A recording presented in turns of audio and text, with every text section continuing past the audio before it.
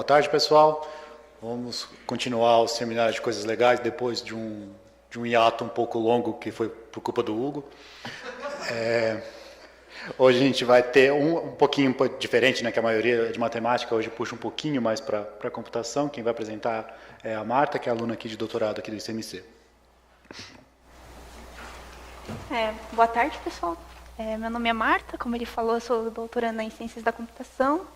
E hoje eu vou falar um pouquinho sobre a área de aprendizado de máquina, que seria como treinar o seu computador, né?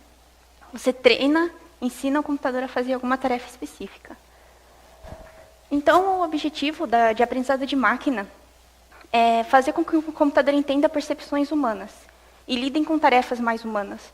No caso aqui, reconhecimento de fala é uma dessas tarefas, tem reconhecimento de escrita à mão, de objetos, detecção de fraudes em sistemas de créditos, detecção de doenças, veículos autônomos e muitas outras, ou qualquer coisa que você achar que daria para fazer. Aprendizado de máquina é uma área multidisciplinar, começando por inteligência artificial, né, que é na computação. Entra a estatística e matemática, porque a maioria das técnicas usam provas matemáticas e teorias estatísticas para conseguir desenvolver a convergência, o aprendizado em si.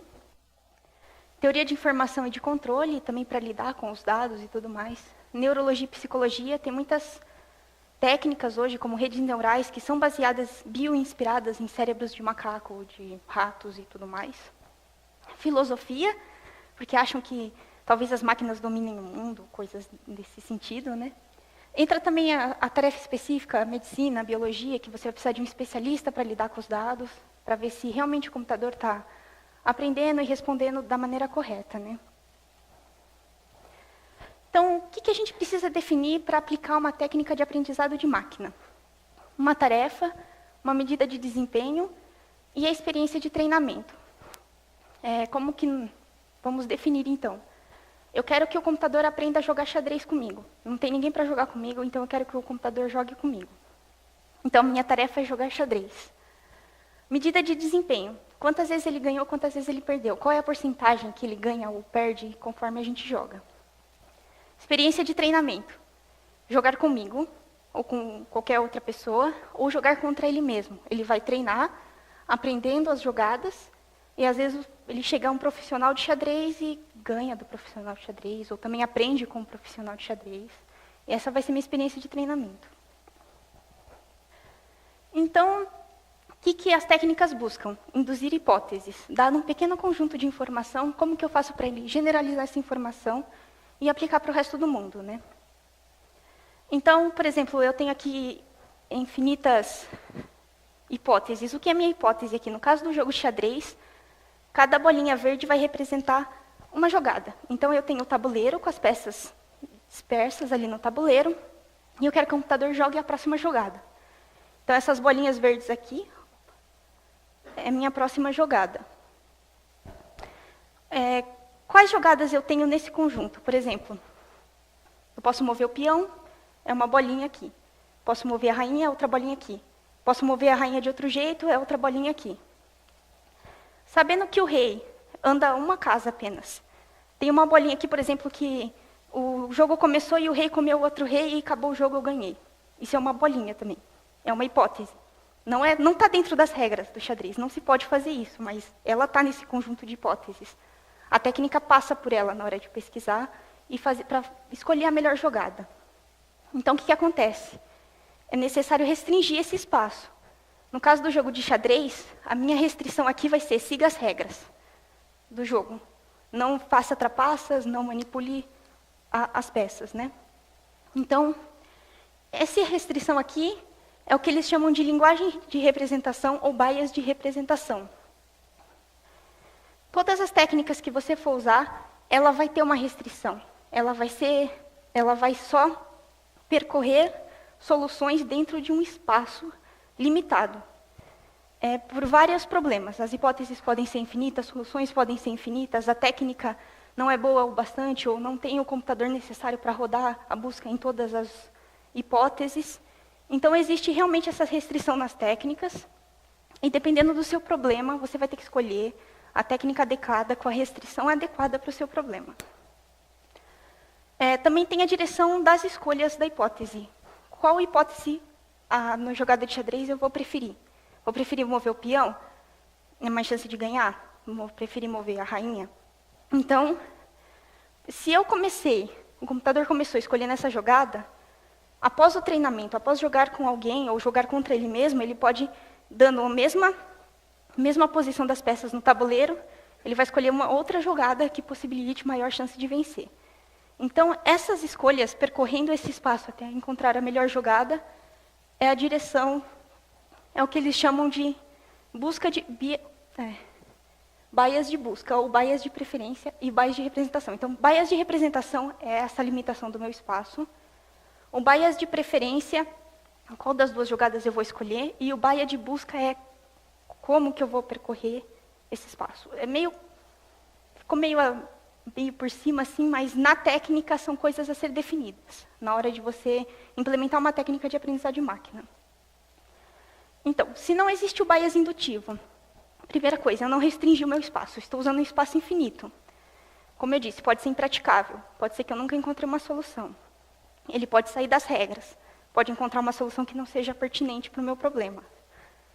E outra coisa, se não existe esse bias indutivo, eu não aprendo. Eu vou ficar limitada àquele conjunto de dados. Então, se vier uma informação nova para mim, um tabuleiro novo que eu nunca tenha jogado antes com aquela distribuição de peças no tabuleiro, ele não vai saber fazer uma jogada. Pode travar ou ficar preso ali nas jogadas apenas que ele conhece. Então, no aprendizado de máquina, eu defino minhas categorias, que seria as soluções. Eu busco pela melhor solução, dadas as hipóteses que eu tenho, dado um conjunto de treinamento, né? Então, aqui eu tenho um conjunto de treinamento que vai me dizer se o João vai nadar, por exemplo. Isso foi o que já ocorreu. Então, no caso, quando o céu está ensolarado, temperatura ambiente quente, umidade normal e o vento forte, o João nadou naquele dia. Isso é o que o meu computador sabe. Então, aqui eu tenho os atributos e a resposta, a solução, que é o que eu dei de experiência de treinamento para a técnica de aprendizagem de máquina. E eu quero, depois, avaliar um dado nunca visto e que ela responda sim ou não se João vai nadar. Então, quais são minhas possíveis hipóteses, dado que eu tenho todo o espaço infinito de hipóteses? Eu tenho a mais abrangente, não importa que atributo eu coloque lá, o computador responde. João vai nadar, sempre. Sempre ele vai responder. Eu tenho a mais específica, não importa também qual atributo que eu coloque lá, qualquer configuração dessas, ele vai dizer, João não nada, nunca vai nadar. E eu tenho uma hipótese qualquer aqui, para que João nade, por exemplo, ensolarado e quente. Então, quando o céu está ensolarado e a temperatura é quente, o João nada.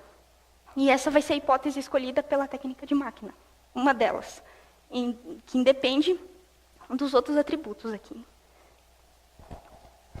Outras hipóteses possíveis que ele pode escolher. Temperatura quente. Também bate com a base de dados. Sempre que a temperatura é quente, o João nada. Se caso contrário, ele não vai nadar. Também tem ensolarado e forte, que bate com que ele vai nadar, e o sol ensolarado. Isso mostra para a gente que existem várias possíveis soluções dado esse conjunto de treinamento. E, por exemplo, essa primeira hipótese e a última hipótese são hipóteses bem mais generalizadas. Ela só depende de um atributo. Enquanto a hipótese número 2 depende de 2 atributos, que restringe mais a minha resposta, foca um pouco mais na solução, né? Aqui eu vou falar um pouquinho da notação que eu vou usar. Então, D é o conjunto de treinamento, que é esse conjunto aqui. O X é uma instância, um conjunto de atributos, aqui no caso essa primeira. C é a função conceito a ser aprendida. É a hipótese, seria a solução perfeita para o problema, que resulta numa função binária 0, 1. É a função que eu quero chegar. Ela, normalmente, na maioria das tarefas que se trabalha com aprendizagem de máquina, ela é desconhecida. E o H aqui é a hipótese que o computador vai achar. O que eu quero que seja o mais próximo possível de C, que é a resposta ótima. Então, suponha que eu tenha essas hipóteses, que a minha técnica encontrou. E essas instâncias aqui, que é o dado nunca visto. Eu passo a instância para a técnica, ela vai fazer uma combinação dessa instância com a hipótese que ela encontrou e vai dar uma resposta. Então, no caso aqui, o céu é nublado. Ah, mas João só nada quando o céu é ensolarado. Então, não. Ah, na segunda instância que eu passei para ele, o céu é ensolarado. Beleza, bateu com a primeira aqui. E a temperatura é quente, bateu com a primeira. Ah, então o João vai nadar nesse dia. Uma simples combinação, né? Agora, o teorema de Bayes. Eu vou falar um pouquinho sobre o classificador naive Bayes, que é um classificador um pouco mais, eu acredito, mais maleável de ser entendido, assim, né? Porque as técnicas de aprendizado de máquina são um pouquinho mais complexas na parte matemática mesmo. Tem todo um teorema, provas matemáticas, provas estatísticas para dizer convergência e tudo mais. Só que esse classificador de naive Bayes, ele baseia-se no teorema de Bayes, que utiliza o conceito de probabilidade condicional. Então, o objetivo aqui é, eu quero saber a probabilidade de A ocorrer, dado que B já ocorreu. Se os meus conjuntos forem disjuntos aqui, a probabilidade de A ocorrer é a própria probabilidade de A, porque ele não tem nenhuma união com a ocorrência do B. No caso, se eu tiver uma junção dos dois conjuntos aqui, então a probabilidade de A, dado que ocorreu B, é a intersecção, que é essa parte pintadinha aqui, dividido pela probabilidade de B que já ocorreu. Então, no nosso conjunto de treinamento aqui, que é a base que ele tem, se B, que é o que já ocorreu, umidade alta, qual é a possível resposta que ele pode nos dar, baseado na probabilidade condicional? Então, nós temos que ver aqui, qual é a probabilidade de João nadar, dado que a umidade é alta? Vai ser a intersecção dos dois, dividido pela probabilidade de alta. E qual é a probabilidade do não ocorrer, dado que a umidade é alta? Intersecção dos dois, dividido pela umidade alta. O que der a maior valor é o que tem mais chance de ocorrer, né? Então, nós temos aqui, qual é a probabilidade de alta?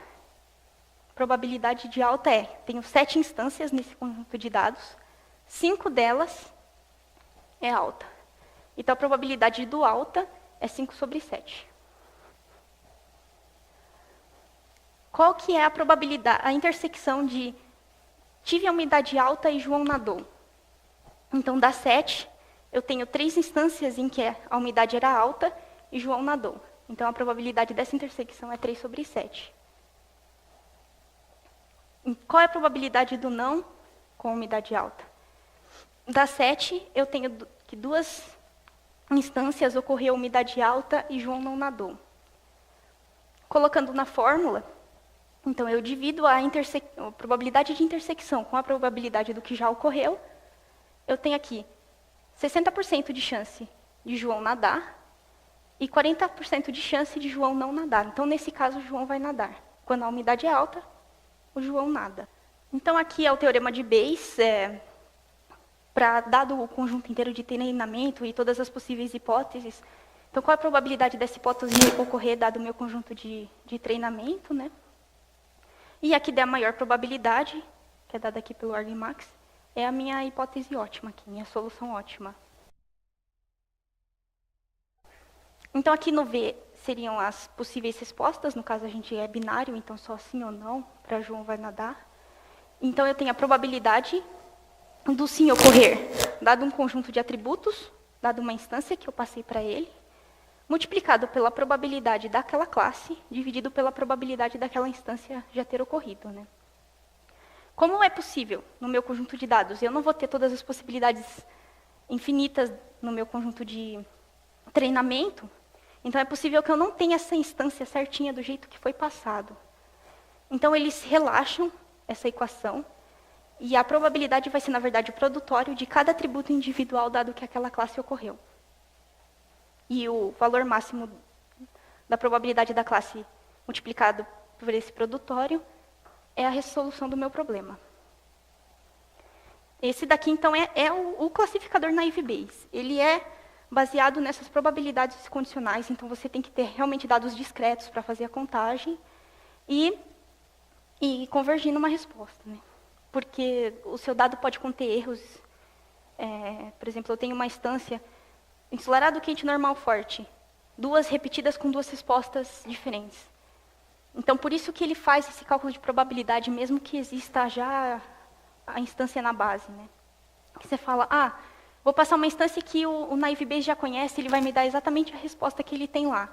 Não necessariamente, porque se você tiver um ruído, se tiver erros na base, então ele acaba calculando a probabilidade para tudo, né? Então, dado o nosso conjunto de base aqui, nosso conjunto de treinamento, eu tenho um exemplo que eu vou passar para ele, um exemplo nunca visto. Ensolarado, temperatura ambiente fria, umidade alta e o vento fraco. Eu tenho essas condições atuais, quero saber se o João vai nadar ou não, baseado no que já ocorreu no passado, que é o meu conjunto de treinamento. E aqui a fórmula. Então, eu quero a que dê maior probabilidade, para a classe VJ, que seria classe sim ou classe não, que o céu é ensolarado, dado a classe, temperatura fria, dado a classe, umidade alta, dado a classe, e o vento fraco, dado a classe. Então, qual é a probabilidade do sim na base? Das 7 instâncias, eu tenho 3, que é sim. Então, 3 sobre 7 é a probabilidade do sim. A probabilidade do não é 4 sobre 7, porque eu tenho 4 instâncias que ele não nadou. Céu ensolarado, dado que o sim ocorreu. Eu tenho 3 instâncias em que o sim ocorreu. E eu tenho 2 em que o céu foi ensolarado, 2/3. E eu vou fazendo isso para cada atributo individual que existe no meu conjunto de treinamento, o que pode ser muitos. No caso, por exemplo, de base de dados que relaciona com texto. Eu quero lidar com textos de jornais, eu quero saber qual é a probabilidade de sair, por exemplo, sobre a Dilma ou sobre o Eduardo Cunha, alguma coisa assim. Normalmente, quando se lida com texto, você faz contagem de palavras. E você tem muitas palavras no dicionário. Então, esses atributos acabam sendo todas as palavras possíveis no dicionário. O que é muita coisa. Então, e ele vai fazer isso para cada um, individual. Então, agora, para a temperatura fria, dado que o sim ocorreu, 1 fria, 3 ocorreram. E ele vai fazendo isso. Umidade alta, dado que o sim, tenho 3 instâncias sim, 3 que foram altas. E a probabilidade do vento fraco, dado que o sim ocorreu, 3 instâncias sim, vento fraco. Fazer isso agora para a próxima classe, a classe não. Então, eu tenho 4 instâncias em que a resposta era não, e uma que o céu era ensolarado. 4 instâncias, temperatura fria, 4 instâncias para a classe não e 3 que era temperatura fria. 4 não, 2 instâncias são altas, e 4 não, 2 fracas. E coloco na fórmula. Mais uma vez, a maioria das tarefas não são binárias, né? Existem muitas tarefas binárias, mas existem muitas tarefas que não são binárias. Vocês têm mais de uma classe para dar de resposta. Por exemplo, jogada de xadrez. Eu não tenho só 2 jogadas possíveis. Eu tenho um monte de jogadas possíveis. Então, ele vai fazer realmente o cálculo para todas, dado uma jogada, e como trabalhar com isso, né? Então, colocando na equação, multiplicando a probabilidade sim pelo produtório dos atributos, eu vou ter esse valor, e para a classe não, eu vou ter esse valor aqui. E aí eu normalizo pela soma, que é aquela divisão da probabilidade dos atributos. Faço essa normalização e eu tenho 54% de chance do João nadar, 46% de chance dele não nadar.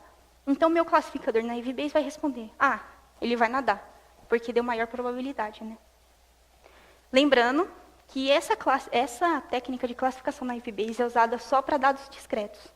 Para dados contínuos, existem outras técnicas de aprendizado de máquina que lidam com isso.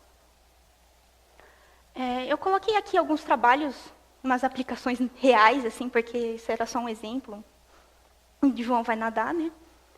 Então, uma das que eu vi aqui em 2016, esse paper foi publicado, e a tarefa dele é robótica social. Como o robô se comporta? Eu quero que o robô aprenda o comportamento da pessoa para saber como lidar com essa pessoa. No caso, as classes seriam como cumprimentar essa pessoa. Então, tem reverência, chacoalhar as mãos, né, aperto de mão, um abraço, ou chacoalhar a cabeça, né, acenar com a cabeça, só acenar com a mão. E os atributos. Aqui, por exemplo, o gênero, se é masculino ou feminino, a localização, se está num ambiente privado, num ambiente público, num ambiente de trabalho. A cultura, aqui no caso ele só trabalhou com duas, japonês e alemão, né? As culturas diferentes. Como lidar com essas pessoas. No final do artigo ele mostra, utilizando o classificador Naive Bayes, nesse artigo ele usa o classificador Naive Bayes, e o robô consegue aprender o comportamento do humano, na maioria dos casos, né? Ele mostra vários resultados que eles obtiveram, e também tem um certificado de ética para trabalhar com humanos e tudo mais, né? E o robô aprende o comportamento, no caso desse artigo. Nesse outro artigo aqui, que é 2015, também usa o classificador Naive Bayes, de autópsia verbal. Tem muitos países em que são muito pobres e é muito caro você mandar um médico para avaliar a causa da morte, porque as pessoas normalmente morrem em casa nesses países. E um parente próximo, um leigo, acaba falando, essa pessoa morreu disso, mas ele não tem conhecimento. E como é muito caro mandar um médico, eles decidiram fazer isso automático. Então, a tarefa aqui é autópsia verbal, quero que descubra a causa da morte, e eles comparam o classificador Naive Bayes com o classificador Open Source Tariff Method e esse Interval VA. Compara esses três classificadores. No final, ele faz uma votação das respostas dos classificadores para dar o resultado final da morte, né, da causa da morte. Mas, na maioria dos casos aqui, o classificador Naive Bayes apresentou melhores resultados. Outra técnica que usa o classificador de Naive Bayes, combinadas com outras técnicas, não é ela individual, né? Eles pegam o classificador Naive Bayes e combinam com outros métodos e outras técnicas de aprendizado de máquina. Foi para melhorar o tempo de processamento das pesquisas no Google. Então, aqui, ele usa 3 bases de dados, mas aqui eu só coloquei a busca de games. Então, quando você está buscando sobre jogos ou sobre softwares, companhias relacionadas a games, jogos para as crianças e tudo mais, em todos os casos, utilizando esse novo método que usa o classificador de Naive Bayes, teve uma melhora no tempo de processamento aqui. O vermelhinho é a técnica com Naive Bayes e o azul a técnica que é usada atualmente pelo Google. Esse artigo também é de 2016, aqui embaixo. Por fim, tem esse artigo também, 2016, foi lançado mês passado, esse daqui, e logo, logo vai estar no ar, que é da Google, do tradutor. Eles estão melhorando o tradutor da Google. E essa técnica aqui é que é usada atualmente. Essa é a técnica proposta no artigo que usa redes neurais. Não usa classificador de Naive Bayes. No entanto, eu trouxe esse artigo aqui justamente por ser bem recente, está relacionado com o nosso dia a dia, né? E no treinamento, na parte matemática, que tem uma base inteira matemática para treinar essas redes neurais e tudo mais, eles usam o teorema de Bayes. Tem uma probabilidade ali que eles calculam, probabilidade condicional. E aqui a resposta dada por um humano. Então, o que eles fizeram nesse trabalho? Eles fizeram a tradução usando a técnica atual, a técnica nova e humanos traduzindo. E depois pegaram outros humanos para avaliar essas traduções, o que deu esses resultados aqui. E aqui é a melhora significativa que teve essa rede perto da outra, né? Da outra técnica. Pode-se notar, então, que aqui de inglês para espanhol teve uma melhora significativa. Eu até acho que essa daqui vai entrar no ar mais rápido, que eles estão fazendo treinamento, demora uns meses para treinar. Então, uma delas eu acho que vai lançar agora, daqui a alguns dias, acho que saiu até no Tecmundo uma reportagem.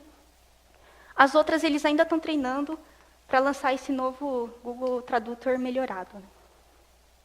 Então, por fim, aprendizado de máquina lida com algumas questões gerais. Quando você vai criar uma técnica ou usar uma técnica, você precisa ter em mente que o espaço possível de soluções é infinito, o espaço de hipóteses pode ser infinito também, então você realmente tem que restringir, tem que entender como ele vai percorrer esse espaço, quais as soluções ele vai encontrar, quais soluções ele vai preferir. O conjunto de treinamento pode não estar balanceado. No caso do João, eu posso ter mais instâncias sim do que não. Nesse caso, ele vai ter uma tendência a responder sim, porque o dado não está balanceado em minha base de dados. Então, isso também é uma preocupação na hora de trabalhar com aprendizado de máquina. Outra preocupação é que eu posso não ter elemento suficiente. Posso ter 2 ou 3 elementos de cada classe e não representar o meu conjunto na vida real. Ele não vai conseguir lidar com a vida real com pouca informação de treinamento. E o meu conjunto de treinamento pode ter erros. Como eu disse, pode ter 2 instâncias iguais, um dizendo que o João nadou e o outro dizendo que o João não nadou. É possível, né? Ele pode ter ficado doente naquele dia e não ter nadado. E no outro ele nadou. E aí como que meu aprendizado de máquina vai lidar com isso? Ruídos de sensor. Às vezes o sensor dá um ruído ali, vai ficar nos dados. A técnica tem que aprender a lidar com isso também. Então é outra informação importante que tem que ser analisada na hora de aplicar ou usar essas técnicas. Então, por fim, aprendizado de máquina busca entender essas percepções humanas, tentar fazer essas tarefas humanas que normalmente não é feita pelo computador, como eu disse, reconhecimento de fala, reconhecimento de mão escrita, detecção de doenças e tudo mais. Então, ela tem um conjunto de treinamento, que é a informação que ela já conhece, uma experiência dela, e ela vai aplicar uma função de aptidão ou de custo, né? Algumas técnicas, por exemplo, não têm a base de treinamento. Não passei nenhuma experiência para ela. Como ela vai lidar com isso?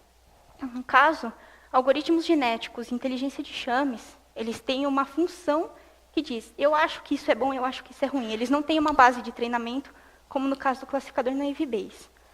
Já em redes neurais e aprendizados baseados em instâncias, eles têm realmente um conjunto de treinamento, um conjunto de experiências que eu passo para a técnica. É isso, pessoal. Muito obrigada.